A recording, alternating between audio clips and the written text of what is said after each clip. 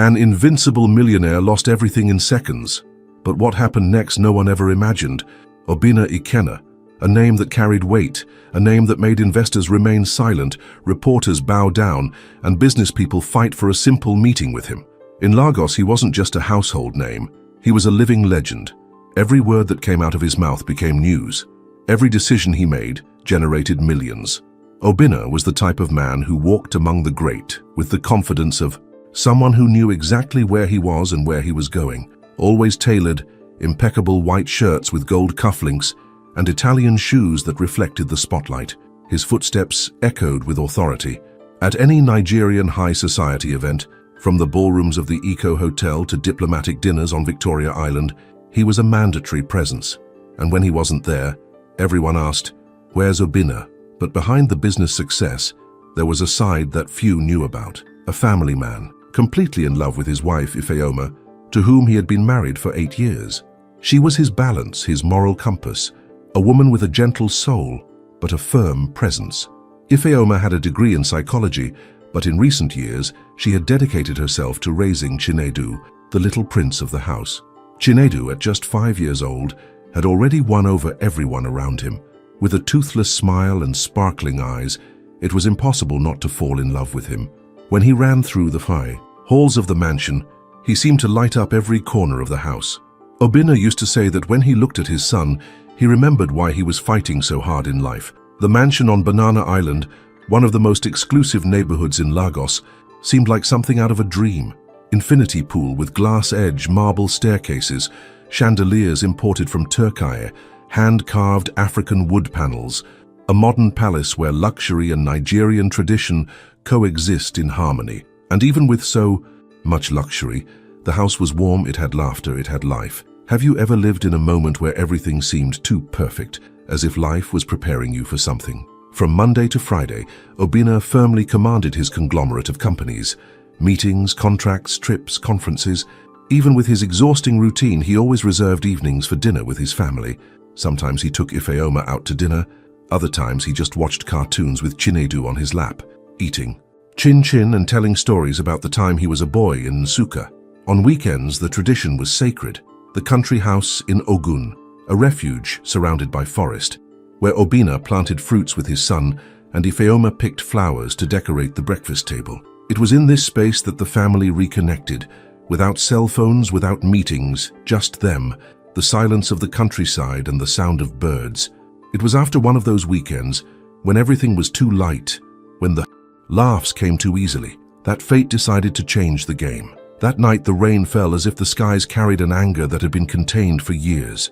The clouds were so thick that they seemed to suffocate the road. Obinna drove cautiously, despite knowing that the path was like the back of his hand. He held tight to the steering wheel of the armored SUV, the windshield wipers fighting against the water. Ifeoma fiddled with the radio, looking for a calming song. Chinedu, in the back seat, slept with his head bowed, hugging the blue bear who wouldn't let go for anything. They had just passed through a village when Ifeoma laughed, commenting something about the way Obinna always got lost at the entrance to the city.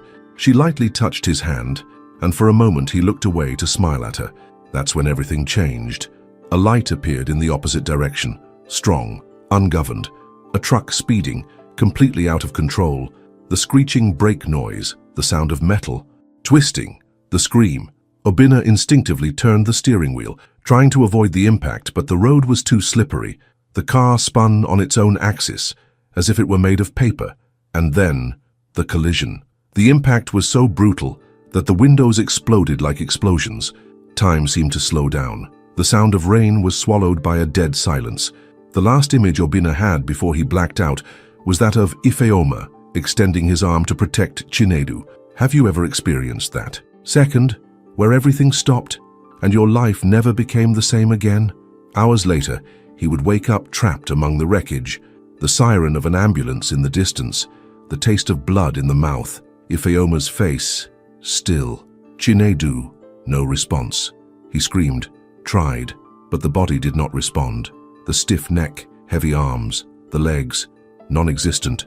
All he could do was look, looking at the tragedy that surrounded him without being able to act. And that was the real torture.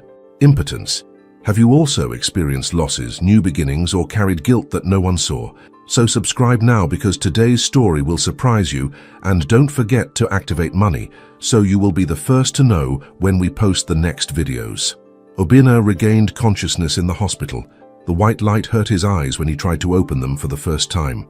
The sound of rhythmic beeping, muffled voices, and the clicking of hurried shoes echoed through the corridors.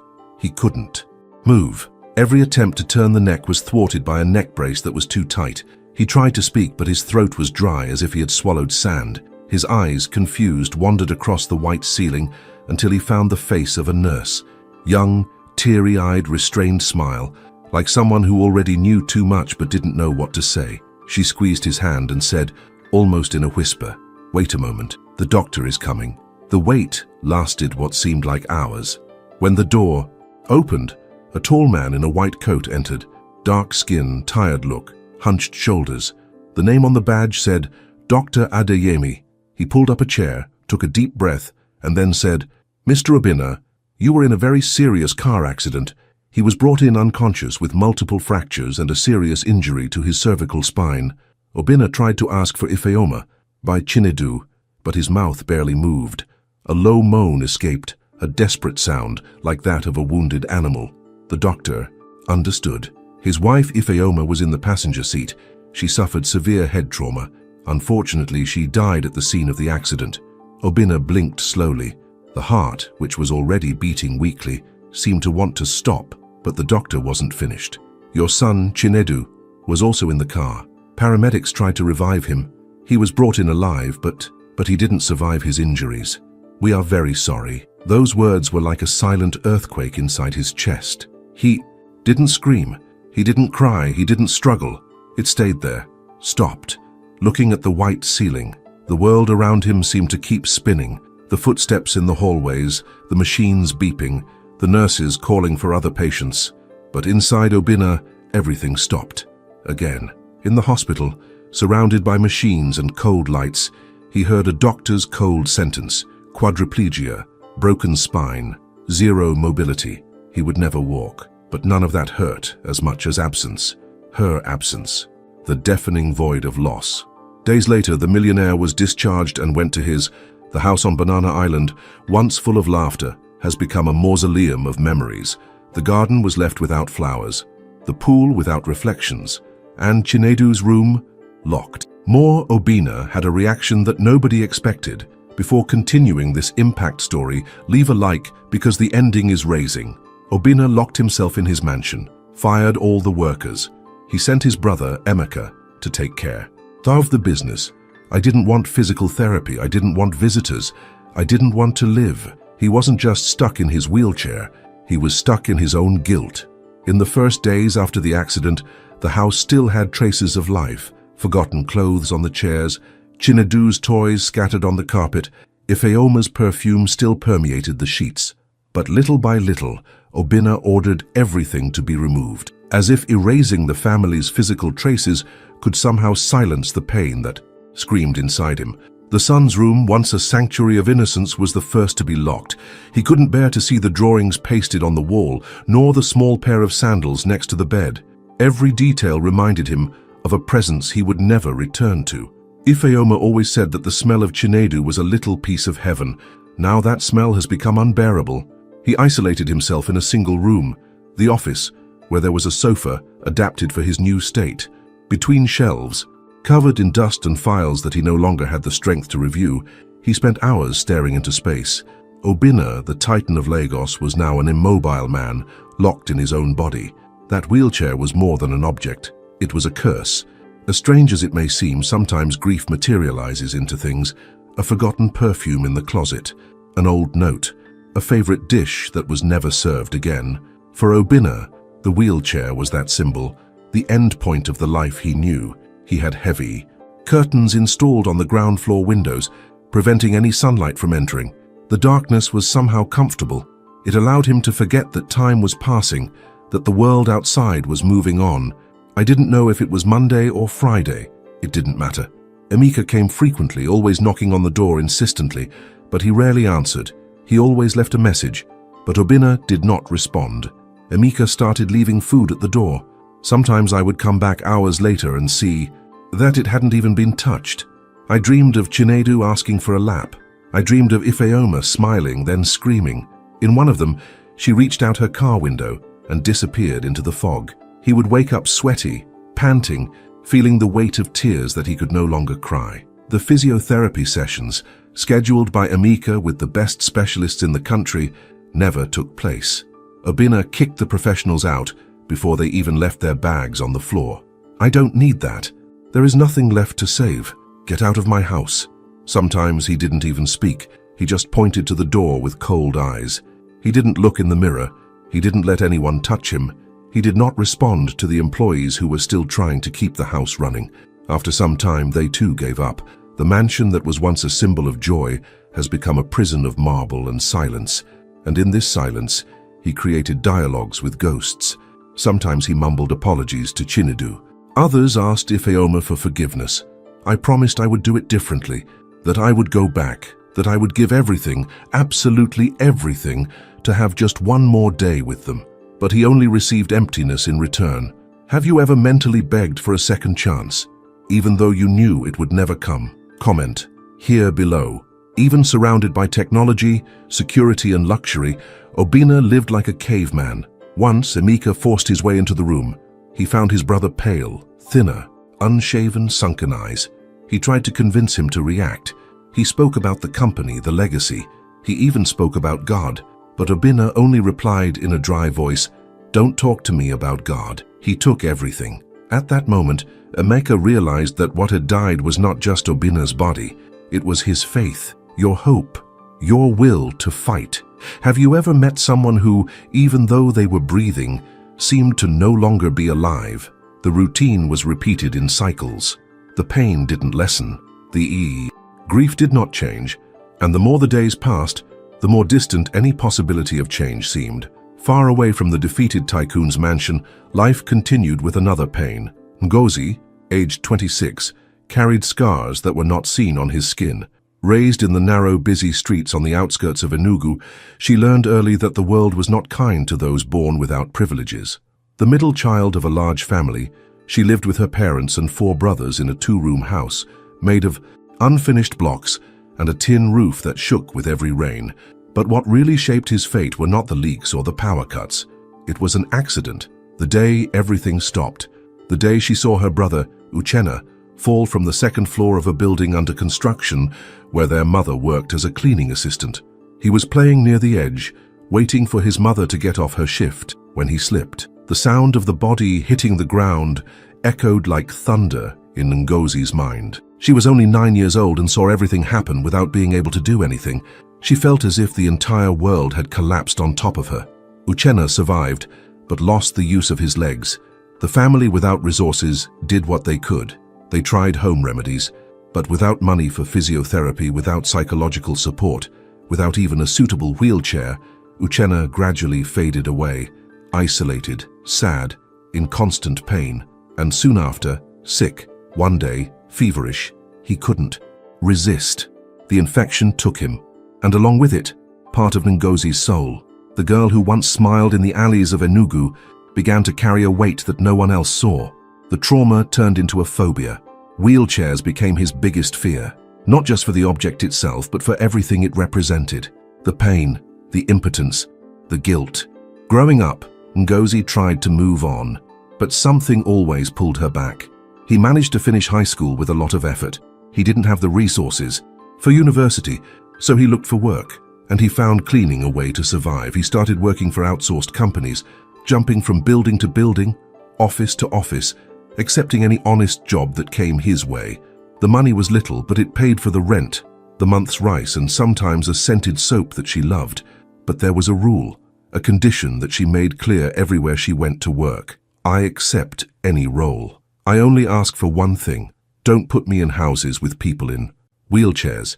It was always said with a nervous smile, trying to appear casual, but inside her, her heart beat wildly, just imagining the possibility. Have you ever had a fear so deep you couldn't even explain it? Comment. Strength Ngozi. It was on a muggy Monday in Lagos that the phone rang. Ngozi answered with a tired voice, still not knowing that that call would change everything. On the other end of the line, a male voice, firm and polite. "Hello, good morning. This is Emeka Ikenna. I'm looking for a trustworthy cleaning lady for a special service." They indicated his name. Ngozi, used to quick hires, was excited about the proposal. The salary was high, the job seemed simple, and she accepted the interview right away. But before hanging up, she reinforced what was most important to her. "Sir, just one thing. I don't work in homes where there are people in wheelchairs. I'm sorry, it's a personal matter, an old trauma." On the other side, silence for a few seconds, then a brief answer. "I understand." And that was precisely why Emeka decided to hire her.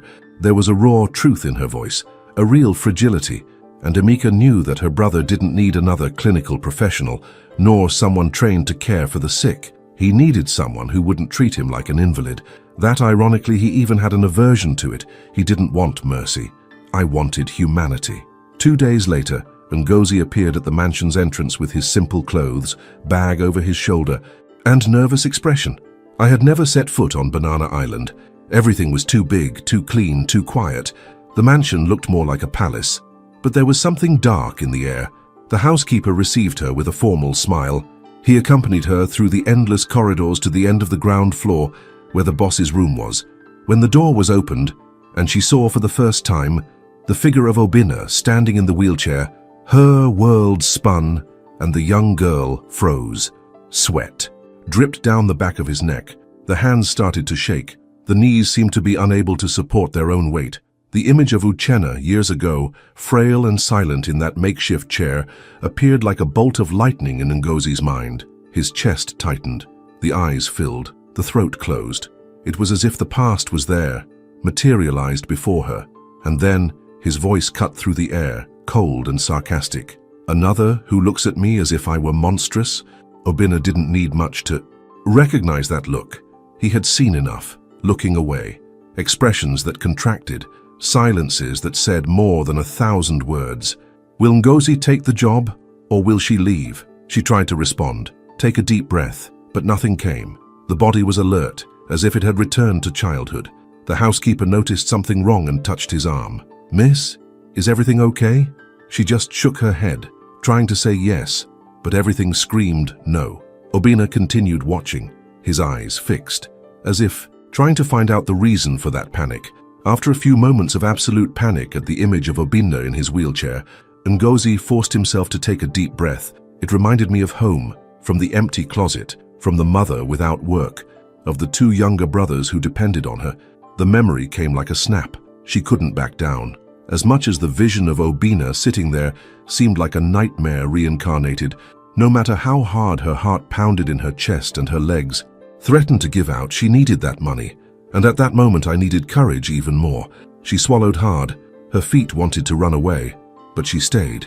In the days that followed, the mansion with cold walls and long corridors became a silent battlefield. The first few days were hellish. Obinna, cold, ironic, provocative. Ngozi, hesitant, trembling but stubborn. There was no reception. There was no empathy. There was just a clash. The agreement that Emeka had reached was clear. Ngozi would take care of light cleaning of some rooms, organizing the office and preparing morning tea. But above all, he would have a task that no previous employee had been able to maintain for more than a week, accompanying Obinna in his daily routines and helping him with basic tasks, eating, hygiene, moving around the house, something that for anyone else would be just a job, but for her, it was like crossing a suspension bridge over an abyss. Every time she met him, it was like being thrown back into the past. The image of the brother in his chair, the stuffy room, the untreated pain. Each encounter was a challenge for the nerves. Ngozi tried to hide it, take a deep breath before entering the room, count to 10, but the body gave away what the mind wanted to hide. His hands sweated, his shoulders tensed, his gaze avoided contact. Obinna, in turn, noticed, and he didn't forgive. "Are you going to stand there and look at me with pity, or are you going to do your job?" he said in a dry voice full of venom. Ngozi swallowed hard, clenched his jaw and responded in any way he could. "You may be sitting, but I'm still a person. Respect me." He stared. She swerved. And this game was repeated every day. Have you ever had to face someone who pokes at exactly the wound you try most to hide? Obinna was merciless. Maybe out of pain, maybe out of pride, maybe out of both. When Ngozi forgot an item, he complained. When it took him a while to push the chair, he made fun of it. When he trembled when he touched him, he mocked. But she came back, every day, even in tears the night before, even with my heart in my mouth before ringing the doorbell, even with my throat dry from silencing the scream that wanted to come out. She came back, and that was something Obinna didn't understand. No other professionals were left. Why did she stay? One afternoon, when she brought him back from the house's garden, she had to help him take off his shoes. Her fingers lightly touched his ankle, and immediately recoiled, as if she had touched something that burned. Obinna noticed. "It's not me you're afraid of," he murmured, almost like a thought out loud. "It's from the chair, what it represents." She didn't respond, but that day, he came home and cried in the bathroom for almost an hour. In Obinna's room there was a ritual that, for Ngozi, was the most feared of all: bath time. For 3 days, she managed to avoid it. She said she was waiting for the other employee, that I needed to finish cleaning the kitchen, that Obinna could wait a little longer, but on the 4th day he lost his temper. "Do you want me to rot in this chair? Are you going to wait for the miracle of the holy water, or are you going to wash me?" Ngozi, standing in the bathroom doorway, felt the world spin. The towel hanging on the wall, the sound of water falling from the shower, steam rising slowly, and he, Obinna, just wearing a towel, sitting, with his gaze fixed on her like an arrow. "Are you going to drool, or are you going to wash me straight away?" She swallowed hard. His hands were shaking so much that he could barely hold the bowl with the utensils. The towel fell to the floor. The soap slipped between his fingers.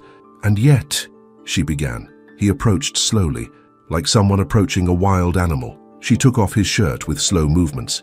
He tried to keep his eyes anywhere other than the body in front of him, but he interrupted her. "Are you afraid of me, Ngozi?" Silence fell between the kage. Two, a dense, charged silence like a storm about to explode. She didn't respond, but the look gave it away. It was as if all the emotions stored since childhood were coming to the surface at that moment, as if the water that ran through his body washed away, at the same time, his most hidden memories. She remembered Uchenna, the smell of the hospital, from the silence in the house, from the old chair leaning in the corner, from the days when I wanted to run away, from the days when I wanted to disappear. But there in that intimate and uncomfortable scene was something new. Obinna was not his brother. He was not the helpless boy from Enugu. It was a man, injured, yes, bitter, yes, but still, a man. And for the first time looking at him, Ngozi felt more than fear. He felt angry, anger at herself for allowing the past to still dominate her, anger at pain, at death, at time. But most of all, he felt a strange urge to stay, to continue, to face. Have you ever had to face a ghost from the past in the present? Obinna realized something at that moment, maybe because of the way she held the sponge, or because of her rapid breathing. By the way, her touch was tentative, but never cruel. He realized that this woman in front of him was fighting a silent battle, and interestingly not against him. For a few seconds he just watched. The tension between the two was almost palpable. It wasn't desire, nor hate. It was something deeper, an internal confrontation, a collision of stories. When she finished soaping him, her hands were still shaking, but there was something new in his eyes, a flame, a silent decision. She looked at him, briefly, without lowering her head, and then he left the bathroom without saying a word. Obinna remained silent. For the first time in a long time, I said nothing. He just stood there, feeling the water run down his body, and inside, something he couldn't name. The next morning, before the sun had even risen, Ngozi was up, still with his eyes. Tired from the poor night's sleep, he put on his uniform and walked in silence to the tycoon's room. She didn't know how to explain what she was feeling. Something had changed inside her since the previous day's bath. It wasn't that the fear had disappeared, but he had transformed. In obstinacy, perhaps, in a sense of urgency that I still didn't know how to name. When he pushed open the bedroom door, he found Obinna in the same way, motionless, with a lost gaze, unshaven, and the light in his eyes turned off, but something about his silence seemed different. It was as if on that day he had already been waiting for her. Without asking permission, Ngozi walked to the back of the chair and with purposeful movements began to push him out. He tried to protest. "Hey, where do you think you're taking me? You need to breathe. And remember that you are still alive." Her voice was low but firm. Obinna grumbled but could do nothing. The chair rolled down the halls with the wheels creaking. Slightly, as he crossed the large glass door to the balcony, a gust of warm wind touched his face. It was the first contact with the outside world in weeks. The clear sky, the smell of wet earth, the leaves swaying overhead. The garden was the same as before, but it looked different now. Ngozi left him under the shade of a tree and took a few steps back, as if wanting to give him space but not really move away. And then he stood there, watching. No talking, no touching, just a present. Obinna, still trying to maintain a pose of indifference, glanced at the carefully pruned plants, the damp grass, the birds jumping between the branches. Something there felt strangely comforting, a stark contrast to the emptiness of the room in which he hid. Suddenly, he strived and like a miracle one finger, then two, small involuntary movements, almost imperceptible, but real. For the first time in months, his body seemed to react, as if the external world had awakened something dormant. How if life decided to offer him a crumb of hope? Ngozi noticed it from where he was. His body was filled with an immediate shiver. The eyes widened, the heart raced. A raw and intense emotion. She didn't understand why it touched her so much. Maybe because for years, he dreamed of seeing his brother move, to see any sign of improvement, to have any chance to say that everything would be okay. But the opportunity never came. And now, before his eyes, a stranger, a bitter, sarcastic, difficult man, moved his fingers for the first time, and she was there to see it. Have you ever seen something small happen, but inside you it seemed huge? Comment here below. She looked away, trying to contain her emotion, but Obinna noticed his presence. He felt her eyes on him, and shame came like a shadow. Like exposing yourself, even with something as subtle as the movement of a finger, was admitting that there was still hope, and hope was something he had decided to abandon. He withdrew. The expression closed. He turned his face away. "I don't deserve to recover," he murmured, almost like a confession. "My wife, my son, is dead because of me." Ngozi was silent for a second. She felt anger rising inside. She approached, slowly. "And me? I also lost someone," he said with a choked voice. "But I chose to continue. Do you want to bury yourself with them?" It was the first time she raised her voice to him, the first time he challenged him head-on. Obinna was surprised. He opened his mouth but didn't know what to say. Ngozi turned its back to walk towards the exit, but before he could take another step he felt pressure on his wrist. It was Obama's hand. He had extended his arm and moved. Again, Ngozi stopped, perplexed. "Don't go," he said, in a tone lower than a whisper, like someone begging. "Have you ever tried to save someone who refused to be saved?" She turned around slowly. Her eyes met his, and for a moment, there was no boss or employee, past, grief, or guilt. There were just two human beings in ruins, trying to find something to hold on to. Obinna understood long ago that someone there for him, and not out of obligation, who saw him, even though he felt invisible. "Why are you doing this for me?" he asked sincerely. She hesitated but didn't shy away from the answer. "Because someone one day should have done this for my brother." Obinna knew better. His life was about to take a course they could never imagine. Obinna, after hearing Ngozi's confession in the garden, said nothing more. He just looked at her for long seconds. There was something different in his eyes, something that even he couldn't define.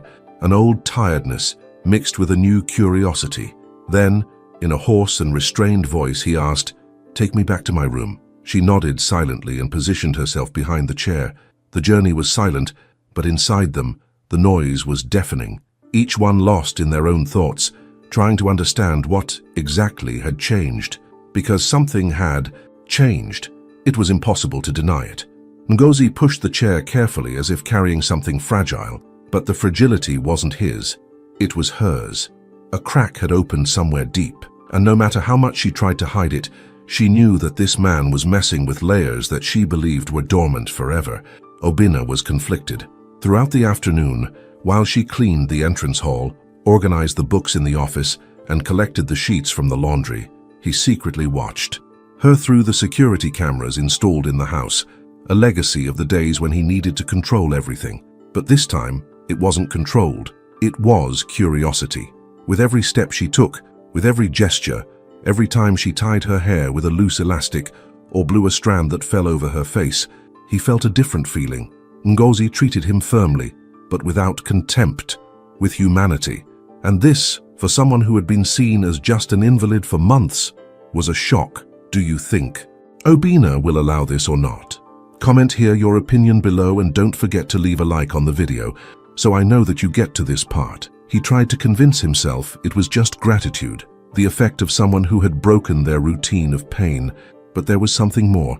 The way she moved, the intensity with which she looked, the strength she hid behind her traumas. Later, as part of the routine she was still trying to master, it was time for a bath. It was a moment that, for both of them, still carried discomfort. She couldn't get used to the naked body of her boss who, despite being invalid, was beautiful, and Obina could not get used to the too careful touch of her maid. There was an invisible limit there, a minefield between care and embarrassment. Ngozi entered the room with the towel folded over his arm, the products in a basin, and his gaze focused on the floor. "I said good night," he responded with a vague wave. I knew that, at that time, Obina no longer had the strength to provoke. She helped him take off his shirt, then carefully take off the pants. The tycoon left his shorts on and stared at her for a few seconds. It wasn't a lewd look. It was a look that sought to be understood. Why was he still there, when all the other employees had already reached their limit? "Can we go?" she asked, in a low voice. In the bathroom, the steam was already starting to fog up the mirror. She positioned the chair next to the adapted bath bench and with a little effort helped him sit down. He started the process as he always did, wetting the sponge, applying liquid soap, carefully soaping his arms, averting his eyes whenever he could. But Obina did not deviate. He watched her, every move, every hesitation, the way her fingers twitched before touching him, how his breathing changed rhythm, how your eyes, even though you tried to avoid them, occasionally got lost in his skin. And then, as he wiped his chest with shaking hands, he slipped. A bad step, taken, the wet floor, an inevitable slip. She slid forward and on impulse, the most instinctive movement Obina's body had made in months, he grabbed her arm. The right hand, which had barely moved until days ago, now stretched with an unknown force. She fell into his lap. The impact was light, but the proximity was overwhelming. Their faces were inches apart. Her chest rose and fell at a rapid pace. Obina's hands were still on his arms, holding tight. Their eyes met and locked like magnets that no longer knew how to stay away. It was a second, two, but it felt like a universe. Ngozi tried to get up but couldn't. He didn't want to let go. The silence there was unlike any other. That said more than words ever could. "I should hate you," he whispered. "But I can't then hate me," replied Ngozi. But the voice broke in the end. What happened next was not planned. The kiss began with hesitation, but lasted as if wanting to make amends for all the previous silences. It was true, full of pain, desire, anger, surrender. It was a kiss between two injured survivors, as if they were both alive for the first time in years. Obina's fingers tightened on her waist. Ngozi's hands rested on his shoulders, feeling the heat of his body. The contact was too intense to ignore. The world outside disappeared, and when the kiss ended, what was left was the most sincere silence they had ever shared. Obina looked at her, lost, while Ngozi turned red, without knowing how to react to that. What will happen from now on? Comment, what do you think?